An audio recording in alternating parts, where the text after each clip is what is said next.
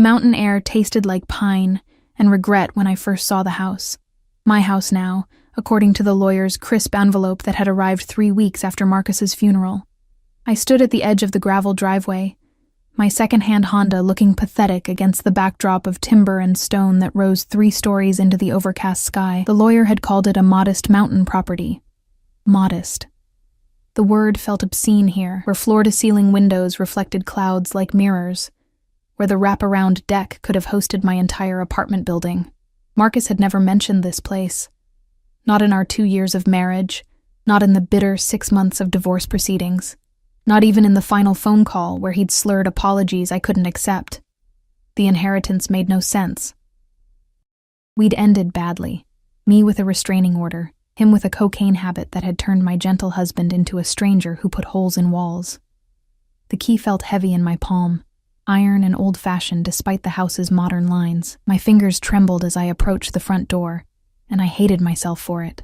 28 years old and still jumping at shadows, still checking over my shoulder, still poor enough that inheriting anything felt like a cosmic joke.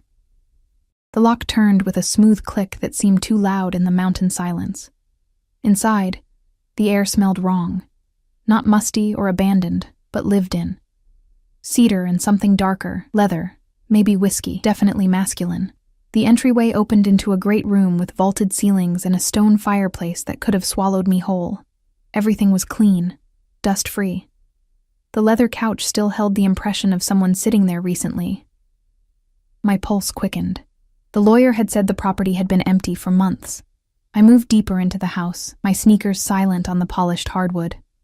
The kitchen gleamed with stainless steel and black granite. A coffee mug sat in the sink, white porcelain with a small crack along the rim.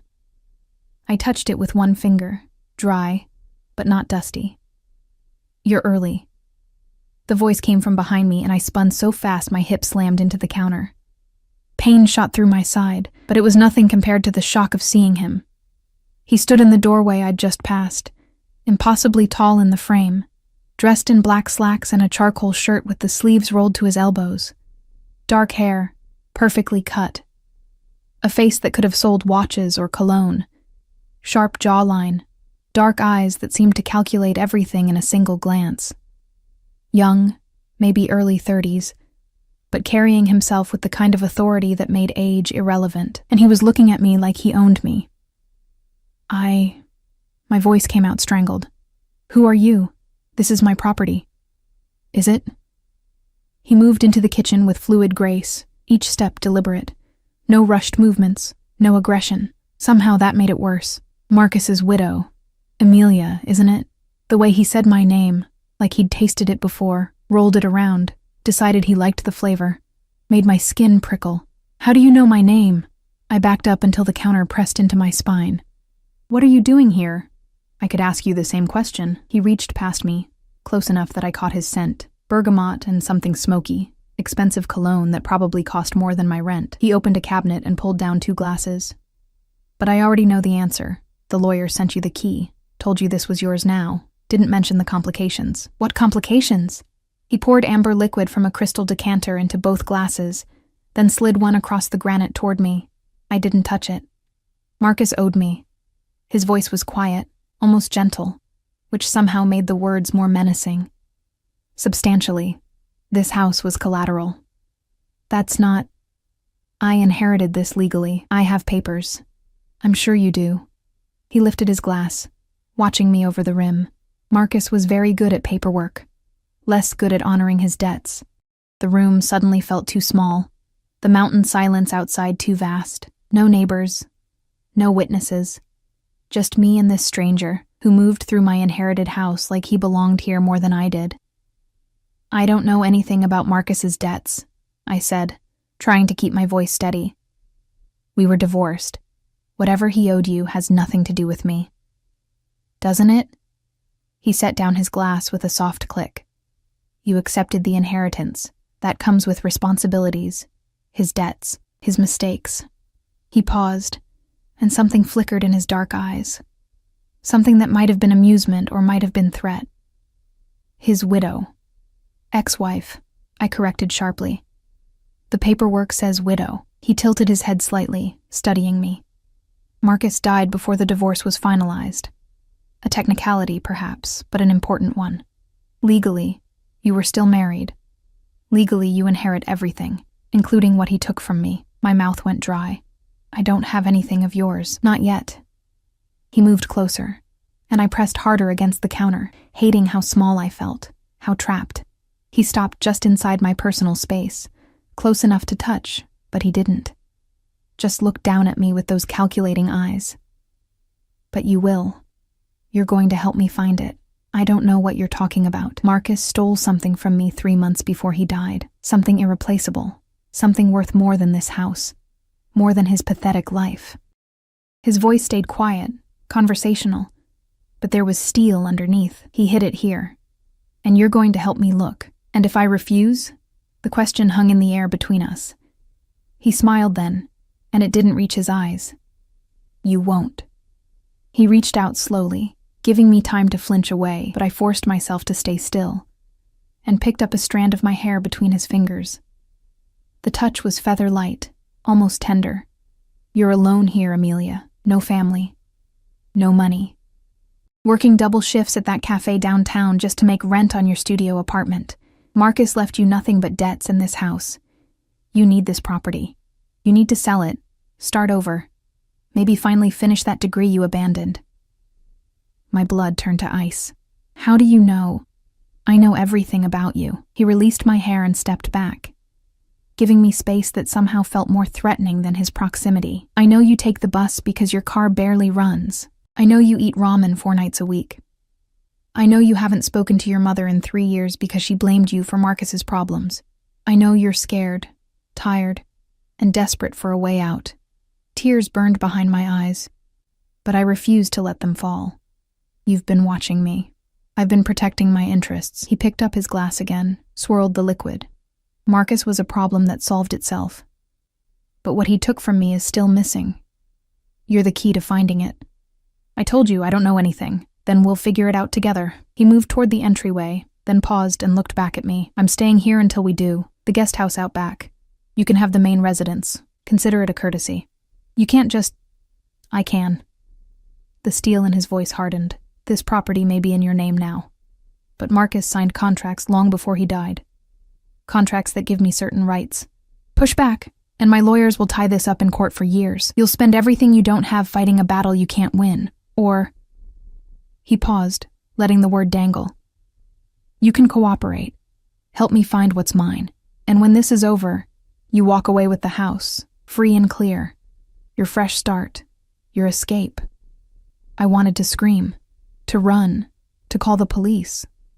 But standing there in that too-clean kitchen, wearing my threadbare jacket and clearance rack jeans, I knew he was right. I had no money for lawyers, no family to help, no options. How do I know you'll keep your word? I asked quietly. Something shifted in his expression. Approval, maybe, or respect. You don't. But what choice do you have? None. I had no choice at all, and we both knew it. He walked to the front door, his footsteps echoing in the vast space. My name is Dante, by the way, since we'll be living together for a while. He pulled out a phone, one of several I could see in his pocket, and answered a call I hadn't heard ring. Yes. She's here. No, it's handled. Stay on the perimeter. The perimeter. The word sent chills down my spine. He ended the call and looked back at me one more time. Get settled, Amelia. Unpack whatever you brought. We start searching tomorrow. Then, almost as an afterthought, don't try to leave. My security team is very thorough. The door closed behind him with a definitive click, and I was alone in my inherited house that suddenly felt less like salvation and more like a cage with invisible bars. I looked down at my hands and realized they were shaking. Outside the window, I caught a glimpse of movement, a figure in a dark suit walking the tree line, then another near the driveway. Dante hadn't been exaggerating about security. I was trapped on a mountain with a man who knew everything about me, who moved through shadows like he owned them, who spoke of debts and stolen property and consequences with the casual certainty of someone who'd never been told no. And somewhere in this house, hidden in cedar and stone and secrets, was something Marcus had died protecting. something Dante would kill to get back. I set my bag down on the leather couch and tried to stop shaking, tried to think, tried to find some way out of the trap I'd walked into the moment I'd turned that iron key in the lock. The mountain wind rattled the windows, and in the gathering dusk, the house's shadows grew longer, darker, hungry. I was alone with a beautiful monster, and I had nowhere left to run. I didn't sleep that first night. The master bedroom was too large, too exposed. Windows on 3 sides that turned the room into a fishbowl once darkness fell. I'd pulled the curtains closed, but it didn't help. Every creak of the house settling, every whisper of wind through the pines, every distant footstep of Dante's security team prowling the perimeter. It all felt like a countdown to something I couldn't name. I lay on top of the covers, fully dressed, my phone clutched in one hand like a talisman. But who would I call? The police. And tell them what? That a man was staying on property he claimed legal rights to? That I felt threatened by someone who'd only spoken to me in that quiet, measured tone? That he knew things about my life no stranger should know? By the time dawn bled gray light through the curtains, I'd made a decision. I would play along, help him search for whatever Marcus had stolen, and get out as fast as possible. Sell the house to the first buyer, take whatever money I could get, and disappear into a life where men like Dante couldn't find me. Simple, clean, survivable. The smell of coffee hit me the moment I opened the bedroom door. I followed it downstairs, my body tense, prepared for another confrontation, but the kitchen was empty, except for a French press on the counter, still warm, and a note written in sharp, precise handwriting. Drink. Eat. Meet me in the study at 9, 2nd floor, East Wing. D. I checked my phone. 8:47. The coffee was good. Too good. The kind that came from beans I could never afford. I poured a cup with shaking hands and opened the refrigerator, expecting it to be empty. Instead, I found it fully stocked. Fresh fruit, eggs, cream, butter, bread that smelled like it had been baked this morning. He'd had someone stock it, overnight. While I'd been lying awake in the darkness, Dante had been orchestrating, preparing, ensuring I'd have everything I needed. The thought should have been comforting. Instead, it made my skin crawl. I forced down a piece of toast that tasted like ash and climbed the stairs at 8:58. The study was exactly where he'd said it would be. A room I hadn't explored the night before. Dark wood panels, floor-to-ceiling bookshelves, a desk that looked antique and expensive. Dante stood at the window, phone pressed to his ear, speaking in rapid Italian. He'd changed clothes, dark jeans today, a black Henley that emphasized the lean muscle of his shoulders and arms. He glanced at me as I entered, gestured to a leather chair, and continued his conversation. I caught fragments. Warehouse. Shipment. Take care of it personally. The words confirmed what I'd already suspected. Whatever Dante was, legitimate businessman wasn't on the list. He ended the call and pocketed the phone. A different one than yesterday, I noticed. You look tired. I didn't sleep. Afraid I'd come through your window. A hint of amusement colored his voice. Should I be? He considered the question seriously, head tilted. No.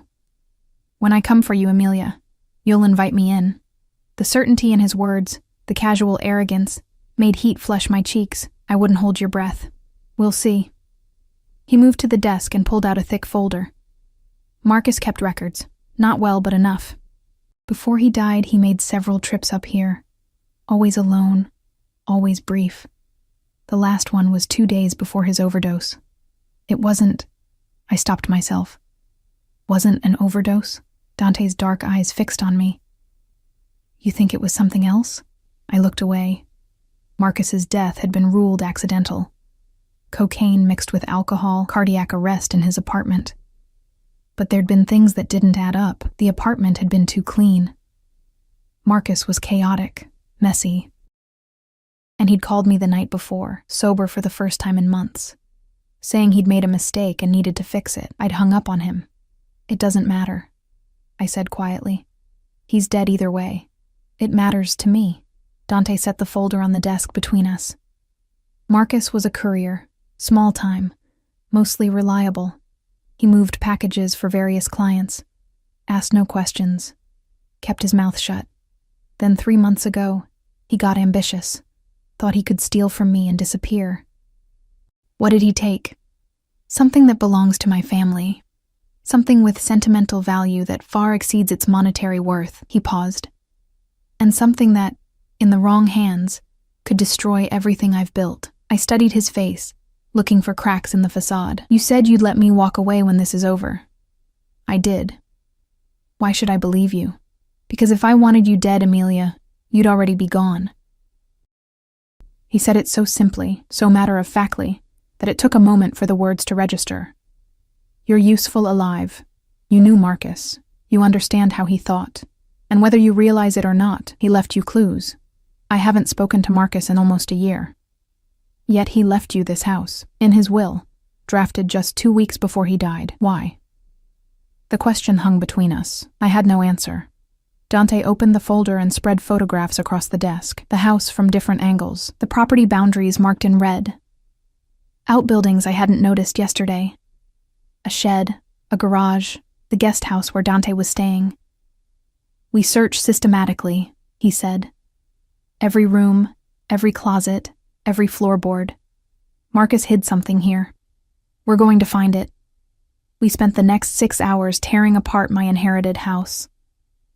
Dante was methodical, efficient, moving through spaces with the precision of someone who'd done this before. He checked behind picture frames, removed vent covers, tapped walls listening for hollow spaces. His security team, 3 men who never spoke, never smiled, just watched with dead eyes, brought equipment. Scanners, metal detectors, tools I couldn't name. I felt useless, following him from room to room, watching him dismantle my supposed inheritance piece by piece. "Here," he handed me a box from the hall closet. "Go through this. Look for anything unusual." The box contained Marcus's things. Old clothes, a watch, receipts, photos. My hands trembled as I sifted through the debris of his life. There was a picture of us on our wedding day. I looked so young, so hopeful. Marcus looked clean-cut, handsome, nothing like the hollow-eyed stranger he'd become. "You loved him." Dante's voice came from behind me, closer than I'd expected. "Once." I set the photo down. "Before the drugs.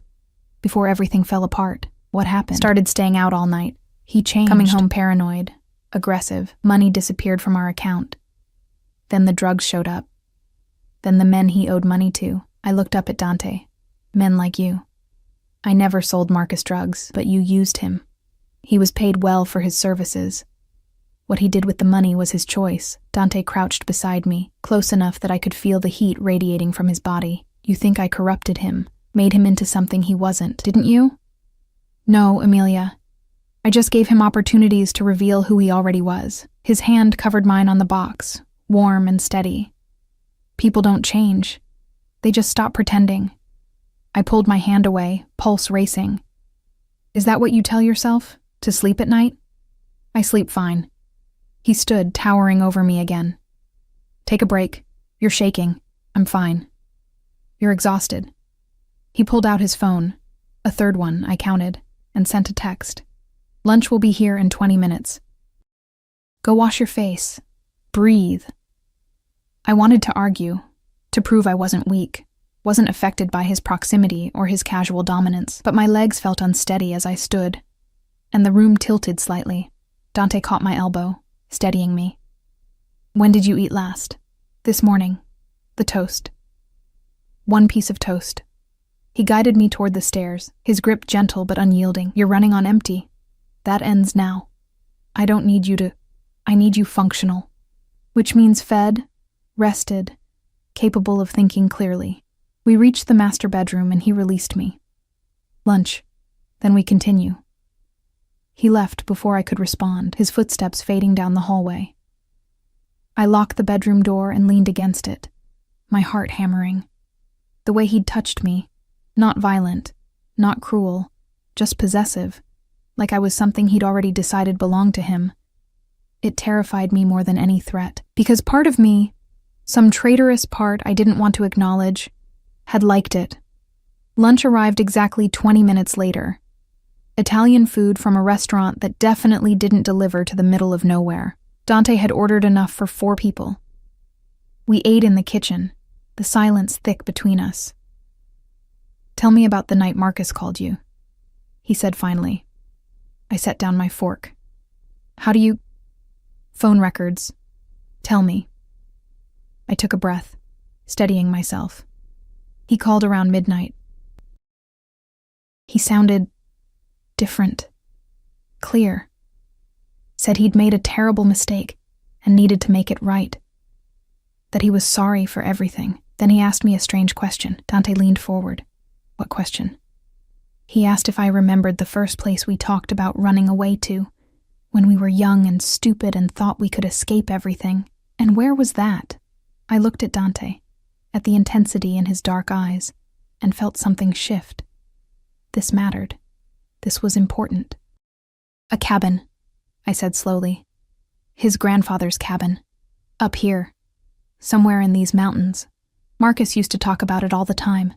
Said it was the only place he'd ever felt safe. Dante stood so abruptly his chair scraped against the floor. Show me the property maps. Now. We spread them across the kitchen table. The main house, the guest house, the garage, all marked clearly. But there, at the edge of the property line, almost hidden in the dense tree cover, was a small structure I'd missed before. A cabin. Dante was already moving, phone to his ear, barking orders in Italian. We go now, before it gets dark. It's barely 2. Now, Emilia. He grabbed a jacket from the hall closet and tossed me one. My men will sweep the perimeter first. Then we go in together. Why together? He looked at me, and for the first time, I saw something beyond control in his eyes. Something that might have been need, because if it's there, if Marcus hid what I think he hid, I need to know you see it. I need you to understand exactly what your husband took from me. He opened the door, cold mountain air rushing in, and what it's going to cost to get it back. The walk through the woods felt endless. Dante's security team moved ahead of us, silent shadows checking sight lines and approach angles. Dante stayed close to me, one hand hovering near the small of my back. Not quite touching, but ready to grab me if I stumbled. The cabin appeared through the trees like something from a nightmare. Weathered wood, sagging porch, windows dark as dead eyes. One of Dante's men emerged and nodded. Clear. Dante pulled a gun from somewhere under his jacket, matte black, efficient, terrifying, and gestured for me to stay behind him. The cabin door hung open, broken lock dangling. Someone had been here, recently. We stepped inside, and the smell hit me immediately. Copper and decay, and something chemical that burned my nostrils. Dante cursed in Italian, low and vicious. In the center of the room, beneath a tarp that had been partially pulled away, were wooden crates. Dante moved to them, pried one open, and went very, very still. What is it? I whispered. He didn't answer, just reached into the crate and pulled out something wrapped in cloth. When he unfolded it, I saw the glint of metal, the curve of a necklace, antique, ornate, with a pendant that caught the dying light streaming through the dirty windows. Marcus didn't just steal money, Dante said quietly, his voice raw in a way I hadn't heard before. He's stolen my family's heritage. Every piece in here belonged to my grandmother, my mother, generations of women. He knew what they meant, knew I'd pay anything to get them back. His hand tightened on the necklace, knuckles white, and he hid them here, in this rotting cabin, like they were trash. I watched something dangerous move across Dante's face. Rage, yes, but underneath it, something that looked almost like grief. Then he turned to me, and his eyes burned with an intensity that stole my breath. Your husband, he said softly, was a dead man the moment he touched these. And I realized, standing in that cabin with stolen treasure between us, that Marcus's overdose might not have been an accident after all. The silence in the cabin pressed against my eardrums like water at depth. Dante stood motionless, that necklace dangling from his fingers, catching fragments of light that turned the stones from blue to black and back again. Did you kill him? The question escaped before I could stop it. Dante's eyes snapped to mine, sharp enough to cut. Would it matter if I had? Yes. My voice came out stronger than I felt. It would matter to me. He studied me for a long moment, then carefully rewrapped the necklace and placed it back in the crate. No, I didn't kill Marcus. He moved to another box, checking contents with methodical precision. But I would have, if he'd lived long enough for me to find him. The honesty was more chilling than any lie could have been. Someone else got to him first, Dante continued, his voice taking on that quiet, dangerous quality I was beginning to recognize. Someone who wanted these pieces badly enough to eliminate the middleman. Marcus was sloppy at the end, paranoid, using too much of his own product, making mistakes. He became a liability. To who? That's what I'm going to find out. He straightened, pulling out his phone, the fourth different one I'd seen him use. And you're going to help me. I've helped enough. You have what you wanted. We had a deal. The deal was you helped me find what Marcus took. He moved toward me, each step deliberate, and I backed up until my spine hit the cabin wall. But finding it isn't enough anymore. Someone else knew about this location. Someone else has been here. He braced one arm against the wall beside my head, leaning in close enough that I could see flecks of gold in his dark eyes. Which means someone else knew Marcus was working for me, knew what he stole. Knows about you. My mouth went dry. What are you talking about? You inherited this property 3 weeks ago. The lawyer sent you the information. You didn't come immediately. You waited, saved money, arranged time off work. Anyone watching you would know exactly when you'd arrive. His free hand came up, fingers ghosting along my jawline without quite touching. Someone wanted me to find these pieces. Wanted me here, distracted, looking in the wrong direction while they make their real move. That's paranoid. That's survival. He dropped his hand and stepped back, but the intensity in his gaze never wavered. In my world, Emilia, paranoia keeps you breathing, trust gets you buried. He turned to his security team, rattling off instructions in Italian. They began carefully loading the crates, handling each piece like the precious artifact it was. Dante made several calls, his voice low and urgent, switching between Italian and English with fluid ease. I watched him work, watched him command, and felt the trap close tighter around me. "We're moving you," he said, when he finally ended his calls. "Tonight, the main house isn't secure enough. Moving me where? Somewhere safe, somewhere no one will think to look." He gestured toward the door. "My men will pack your things. We leave in an hour. You can't just..." "I can, and I am." He moved close again, and this time there was something almost gentle in his expression. "Listen to me very carefully. If someone killed Marcus to cover their tracks, and if they know about you, then you're not safe here. You're not safe anywhere I'm not. This is insane. I should just go to the police and tell them what? That your ex-husband stole from a man you can't prove exists? That you're being threatened by someone with no criminal record who owns legitimate businesses across 3 states? He shook his head. "My lawyers would have you painted as mentally unstable before you finished giving your statement. And while you're sitting in some police station trying to convince skeptical cops that you're in danger, whoever killed Marcus would have all the time they need to get to you. So what? I just trust you? Let you take me somewhere isolated while your men pack up stolen jewelry? Not stolen. Recovered." His jaw tightened. "These pieces belong to my family. Marcus was the thief. I'm simply taking back what's mine. Like you're taking me?" The words hung between us, sharp and accusatory. Dante's expression shifted, something dark and possessive flickering across his features, before he controlled it. "You were mine the moment you turned that key in the lock," he said quietly. "You just didn't know it yet." The casual certainty in his voice, the absolute ownership implied in those words, should have terrified me. Should have sent me running despite the security team, despite the isolation, despite everything. Instead, my traitorous body responded with a flush of heat that had nothing to do with fear. He saw it. Of course he saw it. Those calculating eyes missed nothing. "1 hour," he repeated, his voice dropping lower. "Pack light. Bring anything you can't live without. Everything else stays." Then he walked out of the cabin, leaving me trembling against the wall, hating him and hating myself more for the way my pulse raced every time he came near. The next hour passed in a blur of controlled chaos. Dante's men moved through the main house with practiced efficiency, packing the jewelry into reinforced cases, sweeping for surveillance devices, checking sightlines and approach angles. I threw clothes into a duffel bag with shaking hands, my mind racing through impossible scenarios. I could run, steal one of the cars, drive down the mountain before anyone noticed. But Dante's security was everywhere. And even if I made it to the main road, where would I go? Back to my studio apartment where anyone could find me. To friends I hadn't spoken to in months because Marcus's chaos had consumed everything.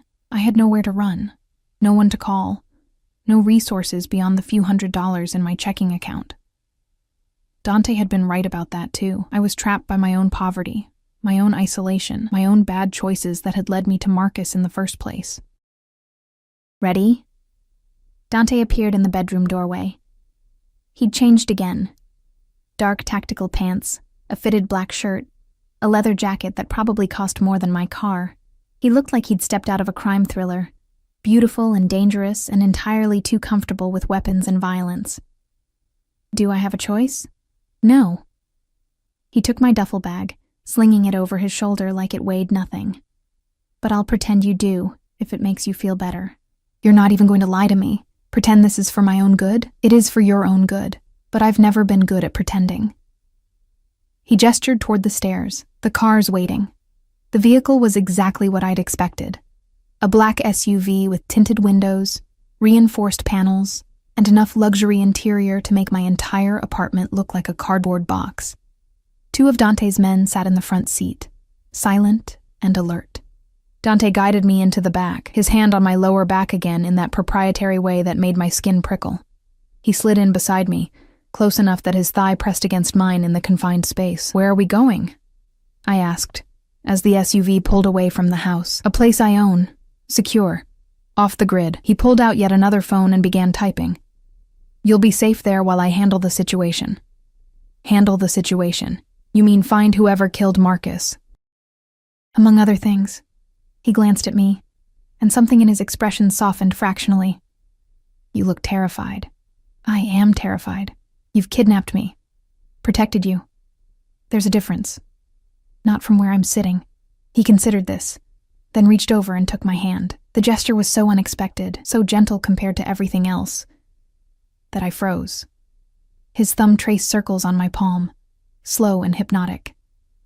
I know you're scared, he said quietly.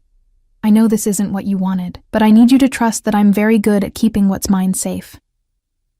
I'm not yours. Not yet. His grip tightened slightly, but you will be, Amelia, because you're starting to realize something important. What's that? That I'm the only thing standing between you and whoever killed Marcus. That I'm the only person in your life right now who tells you the truth, even when it's ugly. That you're safer with me than you've been in years. Even if it doesn't feel like it. He released my hand and settled back against the seat. And that you're tired of running, tired of being alone, tired of surviving on ramen and hope. Every word hit like a physical blow because every word was true. I hate you, I whispered. I know. He smiled, and it was the first genuine smile I'd seen from him. But you don't. Not really. You hate that I'm right. There's a difference. The drive took 2 hours, winding down the mountain and then back up through roads that became progressively narrower, more isolated. The sun set somewhere during the journey, painting the sky in bruised purples and dying reds. I watched the landscape disappear into darkness and felt like I was watching my old life fade with it. The house, Dante's house, appeared suddenly around a curve, not as large as the mountain property, but more fortified. Stone walls, security cameras visible at every corner, gates that looked like they could withstand a small army. Welcome home, Dante said, as the SUV pulled through the gates. This isn't my home. It is now. He opened the door and extended his hand. Come on, I'll show you your room. I ignored his hand and climbed out myself, immediately regretting it when my legs nearly buckled. Exhaustion hit me all at once. The sleepless night, the stress, the fear, everything catching up in a wave that made the world tilt. Dante caught me before I fell, lifting me into his arms with an ease that should have been impossible. Put me down, I protested weakly. No. He carried me toward the house, and I was too tired to fight. You're going to eat, shower, and sleep. In that order. And before you argue, remember that I always get what I want, arrogant bastard. Accurate bastard. He shouldered open the front door and carried me through a foyer that gleamed with marble and modern art. But I'm your arrogant bastard now, so you'd better get used to it. He took me upstairs to a bedroom that was bigger than my entire apartment. Floor-to-ceiling windows overlooked the valley below, now just darkness scattered with distant lights. A king-sized bed dominated the space, covered in white linens that looked impossibly soft. Dante set me down gently on the edge of the mattress. Bathroom's through there. I'll have food sent up in 15 minutes. Don't try to leave. The house is alarmed, and my men are stationed at every exit. Prison with nice sheets. How thoughtful.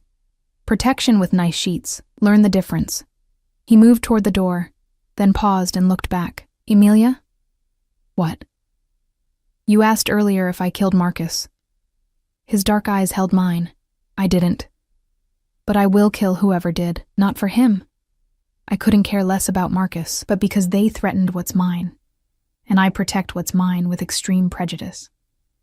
The door closed behind him, and I heard the soft click of a lock engaging from the outside. I was alone in a beautiful room, in a fortified house, with a man who spoke of ownership like it was already settled fact, a man who made my pulse race with equal parts terror and something I refused to name.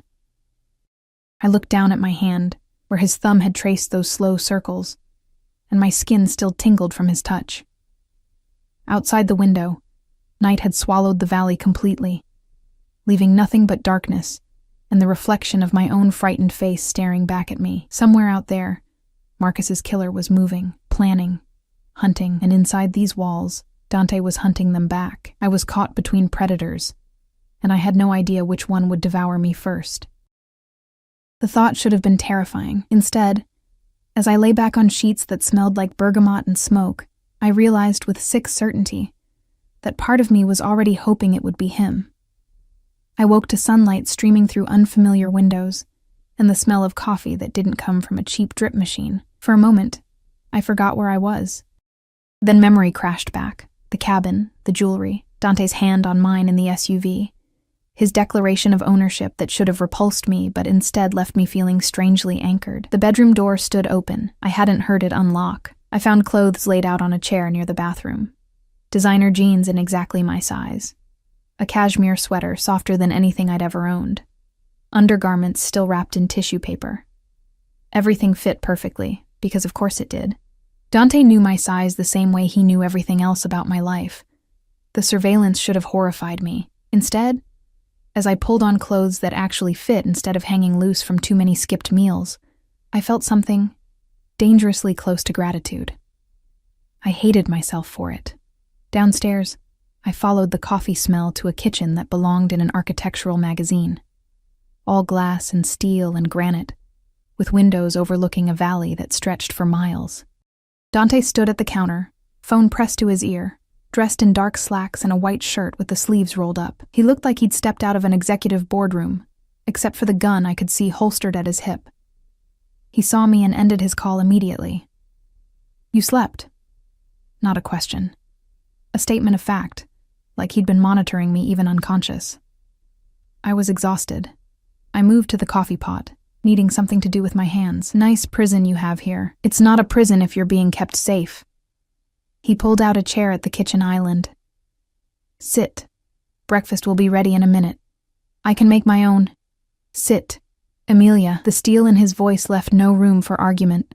I sat, and within moments, a woman appeared from somewhere in the house with a plate of eggs, bacon, fresh fruit, and pastries that looked like they'd been baked this morning. She set it in front of me without a word and disappeared again. You have staff, I said stupidly. I have people who ensure my life runs smoothly. Dante poured himself coffee and leaned against the counter, watching me with that intense focus that made me feel like a specimen under glass. Eat. I picked up a fork, my hand steadier than yesterday. What happens now? Now I find out who killed Marcus and who knew about the jewelry. He pulled out his phone.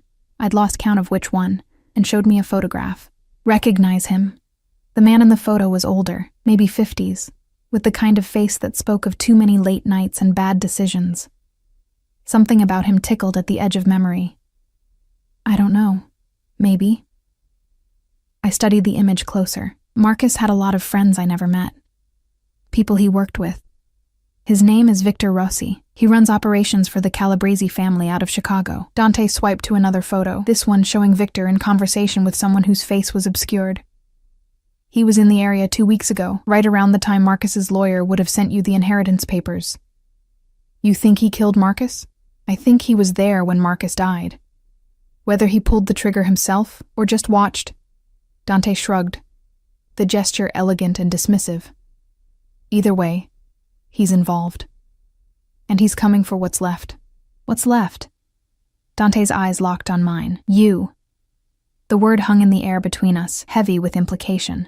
I don't understand, I said quietly. I'm nobody. I don't know anything. Marcus and I barely spoke for months before he died, but you inherited his property, his accounts, his records. Dante set down his phone and moved closer, pulling out the chair beside me. And more importantly, you're his widow, which means legally, you have claim to anything he possessed, including things Victor believes belong to him. Like what? Information, codes, account numbers. He reached out and tucked a strand of hair behind my ear, the gesture intimate and possessive. Marcus was sloppy, but he wasn't stupid. He would have kept insurance, proof of who hired him, what they wanted, where the money went. That information makes you valuable, and valuable things attract dangerous attention. My appetite vanished. I set down my fork with a trembling hand. So I'm bait. No. His hand cupped my cheek, thumb brushing my cheekbone. You're protected. There's a difference. Victor wants what Marcus had. I'm going to let him think he can get to it through you. And when he makes his move, the smile that crossed Dante's face was beautiful and terrible. I'll be waiting. You're using me. I'm keeping you alive. His thumb traced my lower lip, and I stopped breathing. Anyone else would have killed you already, Amelia, just to tie up loose ends. But I don't waste useful things. And you're very useful to me, because of what I might know, among other reasons. His dark eyes dropped to my mouth, and heat flooded through me. You're starting to understand how this works. What works? Power. Protection. The way we take care of what belongs to us. He stood abruptly, breaking the spell. I have meetings today. You'll stay here. My security team knows you're not to leave the grounds. The house is fully stocked. Help yourself to anything you need. There's a library on the second floor, a gym in the basement, a pool out back, a gilded cage, the most comfortable one you've ever been in. He picked up his jacket from where it hung over a chair. I'll be back tonight. We'll have dinner. You can ask me all the questions I see burning in those scared eyes. I'm not scared of you. Liar. He leaned down, his mouth so close to my ear I could feel his breath. But you're not scared enough. That's what makes you interesting. Then he was gone, leaving me alone in that beautiful kitchen with half-eaten breakfast and a pulse that wouldn't slow down. The day stretched endlessly. I explored the house because there was nothing else to do. Room after room of expensive furniture and original art, and the kind of quiet that came from thick walls and isolation. I found the library Dante had mentioned, shelves packed with books in multiple languages. First editions. Rare volumes. A collection that spoke of old money and careful curation. I pulled out a leather-bound copy of Dante's Inferno and almost laughed at the irony. Of course he'd have this. Of course he'd name himself after the poet who'd written about hell. I read until my eyes hurt, trying to lose myself in Italian poetry I could barely understand. But my mind kept drifting to Dante's hands on my face, his thumb on my lip, the casual way he'd claimed ownership like it was already decided. The sun was setting when I heard voices from downstairs, male, speaking rapid Italian. I moved to the top of the stairs and listened, catching fragments. Victor, warehouse, tomorrow night. Trap, then Dante's voice, quiet and deadly. She stays here. No one gets close to her. Anyone tries. You have permission to eliminate them. Me. He was talking about me. I retreated to the bedroom before anyone saw me eavesdropping, my heart hammering. Tomorrow night. Whatever was coming, it was happening soon. Dinner appeared on a tray at 7, more food than I could possibly eat, perfectly prepared. I picked at it while sitting on the bed, watching darkness swallow the valley below. Security lights dotted the perimeter, and occasionally I'd catch glimpses of Dante's men patrolling. He'd meant what he said about protection. This wasn't just a house, it was a fortress. Dante appeared in my doorway at 9, loosening his tie with one hand while scrolling through his phone with the other. He looked tired for the first time since I'd met him. Shadows under his eyes, tension in his shoulders. Long day? I asked before I could stop myself. Productive day. He pocketed his phone and studied me. You've been thinking too much. I can see it on your face. You told your men to kill anyone who gets close to me. You were listening. A hint of approval colored his voice. Good, you're learning to pay attention. Is Victor coming here? Not here, but soon. Dante moved into the room, shedding his jacket and tossing it over a chair. I'm moving up the timeline. Tomorrow night, we're going to give him what he wants. Which is? You. He saw my expression and held up a hand. Relax. You'll be wired, surrounded by my best men, and I'll be close enough to put a bullet in anyone who breathes wrong. But Victor needs to believe he's gotten to you. Needs to think he's won. And then what?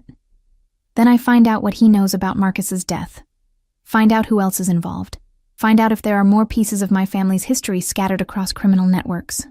He sat on the edge of the bed, close enough to touch. And then I end him. The casual way he said it, like he was describing picking up dry cleaning, should have terrified me. Instead, I found myself asking, have you killed people before? Yes. No hesitation, no shame, just honesty, when necessary, when they threaten what's mine or betray my trust. I don't enjoy it if that's what you're asking, but I don't lose sleep over it either. And you think I can just be okay with that? With you? I think you already are. He reached out and took my hand, pulling me closer until I was sitting right beside him. I think you've been alone so long that having someone willing to burn the world down to keep you safe sounds less like a threat and more like a promise you've been waiting your whole life to hear. The words hit too close, cut too deep. Tears burned behind my eyes, and I looked away. Hey. His hand cupped my chin, gently turning my face back to his.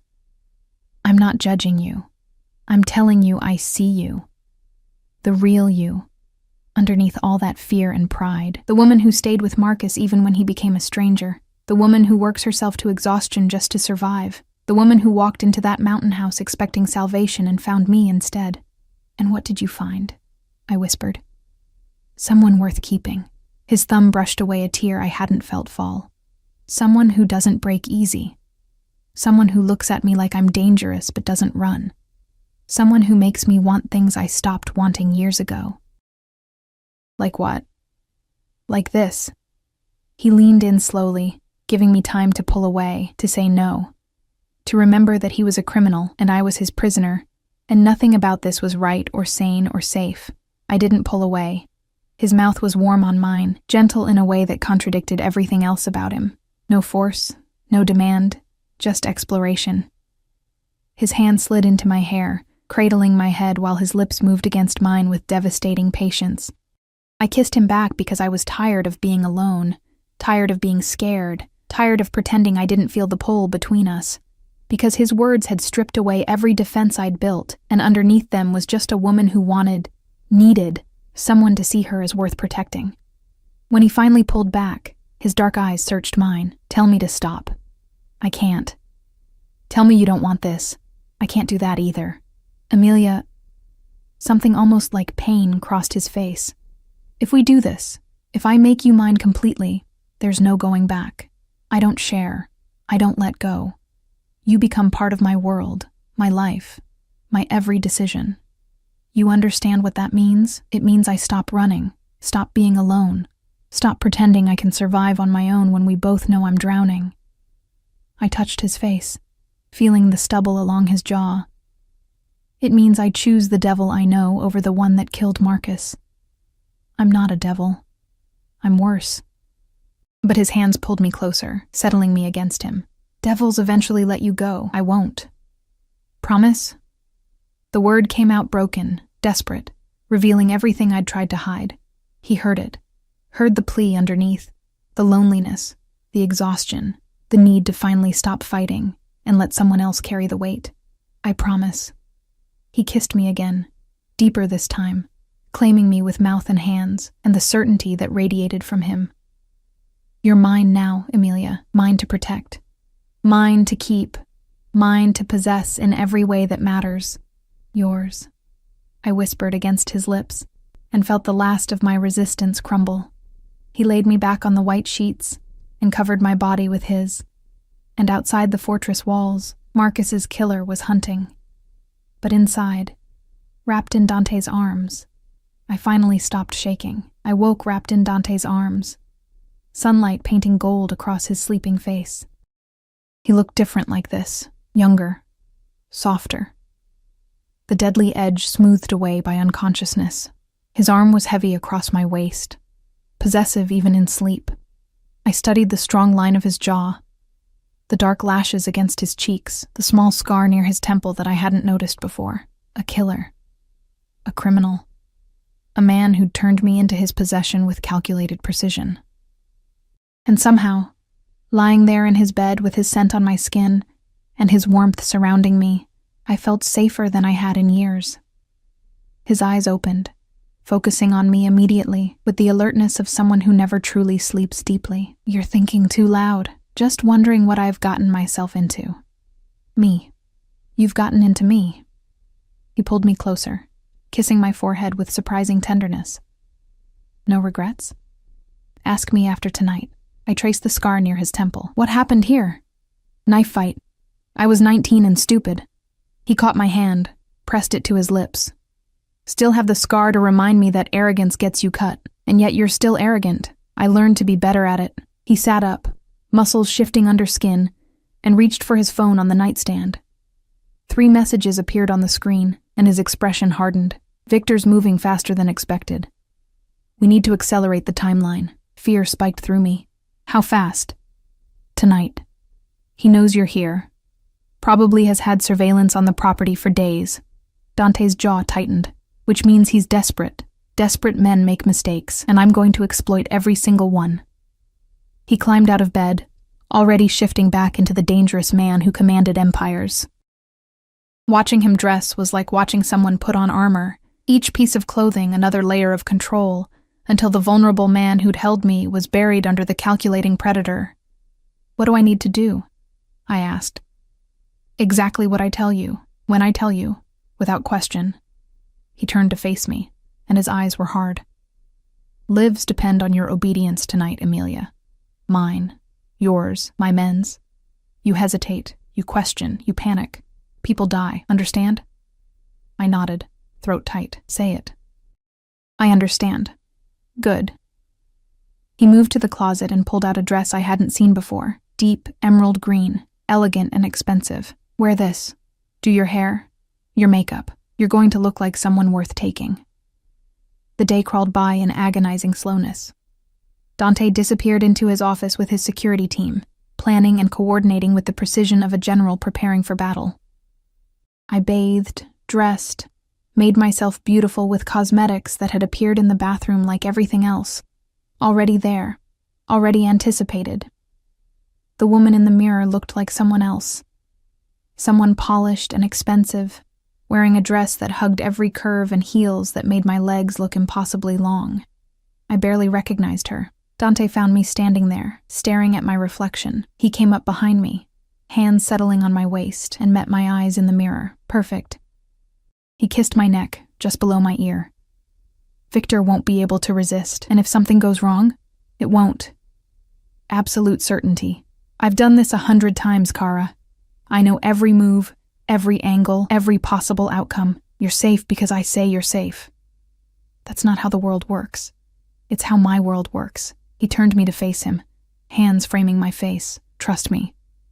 Just for tonight. Trust that I won't let anything happen to you. I looked into those dark eyes and found myself nodding. Okay. Okay. He kissed me once, hard and possessive. Let's go end this. The warehouse sat on the outskirts of the city, industrial and abandoned looking from the outside. Inside, Dante's men had transformed it into a trap. Lighting positioned just right, cameras hidden in shadows, weapons stashed at strategic points. He'll come in through the east entrance, Dante explained, showing me a tablet with the building's layout. You'll be here, in the main floor, sitting at this table, visible but not obviously bait. I'll be in the rafters with a sniper rifle. My men will be positioned here, here, and here. He pointed to locations around the perimeter. The moment Victor shows himself, the moment he reveals what he knows, I end this. You mean you kill him? Yes. No apology. No justification. Just fact. He killed Marcus to cover his tracks. He'll kill you for the same reason. I'm simply being more efficient about it. A tech appeared and began fitting me with a wire. Small, nearly invisible, tucked against my skin beneath the dress. Dante supervised every step, his hands occasionally brushing mine, steadying me when I trembled. Remember, he said quietly, you're scared but trying to hide it. You think you're meeting someone who can help you understand what Marcus was involved in. You don't know I'm here.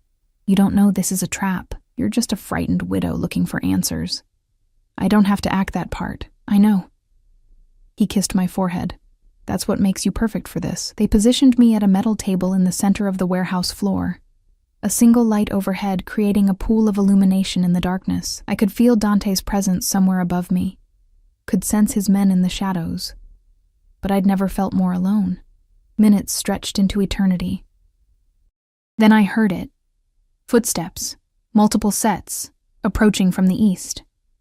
Victor Rossi emerged from the darkness with 3 men flanking him. He looked exactly like his photo, older, weathered, with eyes that had seen too much and cared too little. He smiled when he saw me, and it was the smile of a shark. Mrs. Moretti. His accent was thick, Eastern European underneath the American veneer.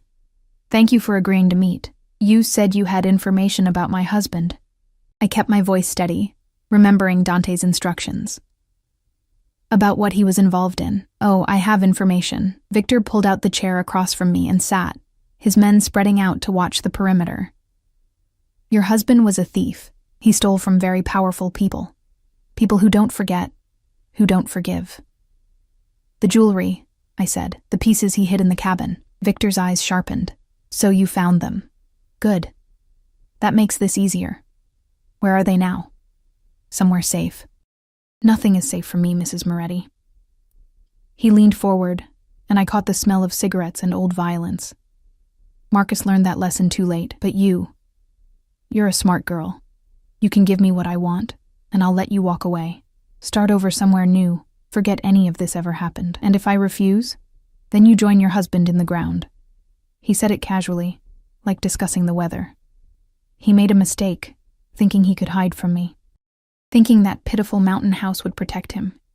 I found him easy enough, made his overdose look accidental enough. No one asked questions about a junkie dying alone in his apartment. My blood ran cold. You killed him. I eliminated a problem. Victor shrugged. Just like I'll eliminate you, unless you're smarter than he was. Now. The jewelry. Where is it? I don't have it. Then who does? I do. Dante's voice rang out from above, and Victor's head snapped up. But it was too late. Red laser dots appeared on Victor's chest, his forehead, his throat, 3 sniper rifles from 3 different angles. Victor's men reached for weapons, but Dante's security team emerged from the shadows faster. The warehouse exploded with movement, shouting, the sound of bodies hitting concrete, weapons being disarmed with brutal efficiency. Victor remained frozen, staring up at where Dante descended from the rafters with inhuman grace, rifle slung across his back, handgun drawn and pointed directly at Victor's head. Hello, Victor. Dante's voice was pleasant, almost friendly. Thank you for confessing to Marcus's murder. My lawyers will enjoy presenting that recording in court, along with the video footage from 6 different angles. Victor's face went white. Dante. I didn't know. The girl, she's nothing, just she's mine. Dante moved to stand behind my chair, one hand settling on my shoulder. The touch was possessive, protective, absolute. Which means you just threatened my property, my future, my family. Family. Victor's eyes widened. You're protecting her? She's just some broke waitress, nothing special. Special enough that I'll paint these walls with your blood if you finish that sentence. Dante's grip on my shoulder tightened slightly. You killed Marcus to hide your involvement in stealing my family's jewelry. You thought you could eliminate the evidence and claim the pieces for yourself. But you made 2 mistakes, Victor. What mistakes? First, you underestimated how much I care about what's mine. Not just the jewelry, though I'll be taking that back along with interest for the disrespect. But this woman. My woman. You threatened her, which means you threatened me. And the second mistake? Victor asked, though he looked like he already knew the answer. You confessed to murder on camera, surrounded by witnesses. Dante smiled, and it was the most terrifying expression I'd ever seen. My lawyers will have this case wrapped up in 48 hours. You'll spend the rest of your miserable life in a federal prison, watching your empire crumble while I dismantle everything you've built. Your associates, your assets, your reputation, all of it. Gone. Victor lunged from his chair, reaching for a weapon I hadn't seen, but Dante was faster. A single shot rang out, and Victor collapsed back into the chair, clutching his shoulder and screaming. That was for Marcus, Dante said quietly. Not because I cared about him, but because his death brought complications I didn't need. And I hate complications. Police sirens wailed in the distance, growing closer. Dante had planned this too, ensured the authorities would arrive at exactly the right moment, would find exactly what he wanted them to find. Take him, Dante ordered his men, who efficiently zip-tied Victor and his associates. And make sure the evidence package reaches Detective Morrison. He'll appreciate the gift. Then Dante turned to me, his expression softening as he helped me to my feet. It's over. You're safe now. I looked at Victor, bleeding and broken, at the police lights flashing through the warehouse windows, at Dante's men moving with military precision. You orchestrated everything from the beginning. From the moment Marcus died, yes. I knew someone had killed him. Knew they'd eventually come for you. I simply accelerated the timeline and controlled the variables. He cupped my face in his hands, including you. I should hate you for that, but you don't. Not a question. He knew. He'd always known. No, I admitted. I don't. The police flooded the warehouse, and Dante smoothly transitioned into the role of concerned citizen who'd helped solve a murder. He was charming, credible, presenting evidence with the polish of someone who'd done this before. The detective in charge, Morrison, apparently already on Dante's payroll, took everything with practiced efficiency. Within 2 hours, Victor was in custody, charged with murder, theft, and 6 other crimes. The jewelry was officially recovered and returned to its rightful owner, and I was escorted to Dante's waiting SUV, wrapped in a blanket despite the warm night, while he finalized details with the authorities. You okay? One of Dante's men asked, the first time any of them had spoken directly to me. I think so. Boss really cares about you. Never seen him like this before.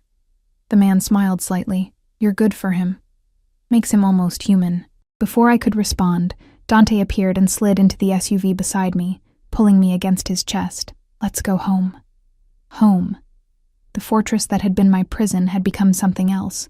Sanctuary, refuge, the place where I belonged. The drive back was silent, Dante's arms around me, his heartbeat steady beneath my ear. I should have been processing everything, the danger, the violence, the casual way he'd destroyed Victor, but all I could think about was how safe I felt, how right this was, how completely I'd surrendered to the dangerous man holding me. What happens now? I asked as we pulled through the security gates. Now. Dante tilted my chin up, his dark eyes meeting mine. Now I marry you. Make this official. Make sure everyone knows you're untouchable because you're mine. We sell the mountain house or keep it as a vacation property. Your choice. I set you up with whatever life you want. Finish your degree, open a business, do nothing but read in my library all day, whatever makes you happy. And in return, you stay. You're mine. You trust me to protect you, provide for you, build a life with you. His thumb brushed my lip. You let me love you the only way I know how. Obsessively, possessively, completely. That's not normal. Nothing about us is normal, Kara. Normal is what you had with Marcus. Safe, predictable, ultimately destructive. What I'm offering is dangerous, intense, and absolutely permanent. He leaned in, his mouth a breath away from mine. So tell me, do you want normal? Or do you want me? I thought about my studio apartment, my double shifts, my lonely nights and desperate budgets. I thought about Marcus and his broken promises, about Victor's cold eyes and casual violence. I thought about Dante's hands on my face, his absolute certainty, his promise to burn the world down to keep me safe. You, I whispered. I want you, then you have me. He kissed me deeply, sealing the promise. Forever. 3 months later, I stood in Dante's study, our study, wearing his grandmother's sapphire necklace and a wedding ring that felt surprisingly natural on my finger. The mountain house had sold for enough money to erase every debt Marcus had left me. I'd enrolled in online classes to finish my degree. Dante's world had become my world. Dangerous but honest, violent but protective, everything out in the open instead of hidden behind lies. He found me there, looking at a photograph from our small wedding. Just us and a judge, simple and perfect. Regrets? He asked, wrapping his arms around me from behind. None. I leaned back against him, feeling his strength, his certainty, his absolute commitment. Though you were right about one thing. Just one? You said I'd invite you in eventually. You were right. I'm always right. He turned me to face him, and his smile was genuine, warm, nothing like the dangerous mask he showed the world. But you made me work for it. I respect that. Good. Because you're stuck with me now. Stuck. He laughed, the sound rich and genuine. Kara, I've been stuck on you since the moment you walked into that mountain house, scared and beautiful and absolutely perfect. Everything else was just me being patient while you figured out what I already knew. And what's that? That you were always mine, from the first moment, in every way that matters, forever. He kissed me there in the study, surrounded by books and stolen jewelry returned to its rightful place, in the fortress that had become our home. Outside, his security team patrolled. Victor rotted in prison, the world turned without touching us. And I, the broke waitress who'd inherited a dead man's secrets, had found something I'd stopped believing in: safety, protection, and a love so fierce it would destroy anyone who threatened it. Dante had been right about everything. He always was. But I'd been right too. Sometimes the devil you choose is better than the one hunting you. And sometimes, wrapped in dangerous arms that would never let go, you finally stop running and start living. The mountain wind couldn't reach us here. Nothing could. We were home.